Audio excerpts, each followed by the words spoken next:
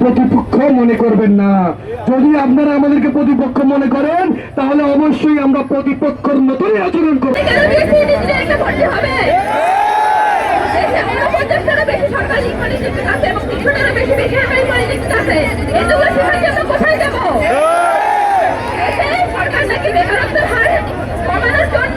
অনেক কিছু করতেছে, তাহলে এগুলো পলিটিক্স রাখার মানে কি যদি আমাদের জন্য একটা নির্দিষ্ট দশম সেক্টরে না থাকে? আমাদের উচ্চতর শিক্ষা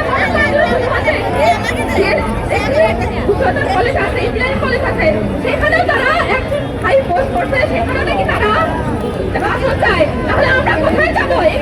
একটি উচ্চতর শিক্ষা অর্জন করে ইঞ্জিনিয়ারিং কলেজগুলো যদি তারা টানে, আমরা কোথায় যাবো? আমাদের ডুয়েটকে বুয়েট করে দেন,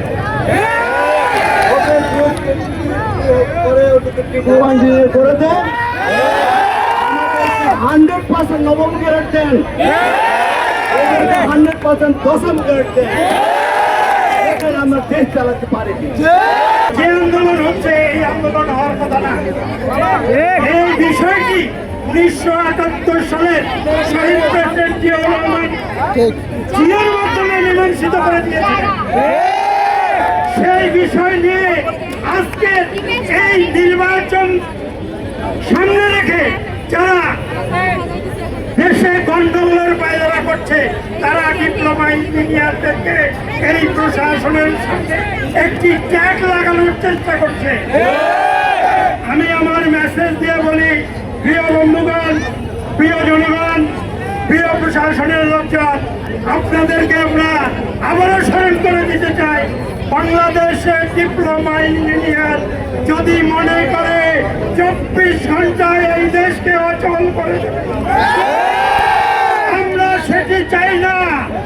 দীর্ঘদিন আপনারা দেখেছেন আমরা আন্দোলন করেছি, পজিটিভ আন্দোলন। আমরা সবসময় আন্দোলন করি পজিটিভ আন্দোলন, আমরা নেগেটিভ আন্দোলনে যাইতে চাই না।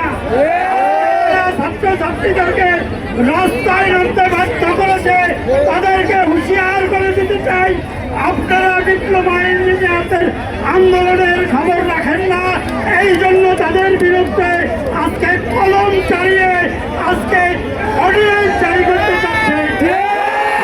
হুঁশিয়ার করে দেয়, আপনাদেরকে আবারও বলে দেয়, আপনারা এই আশা কোনোদিন আপনাদের পূরণ হবে না ইনশাআল্লাহ।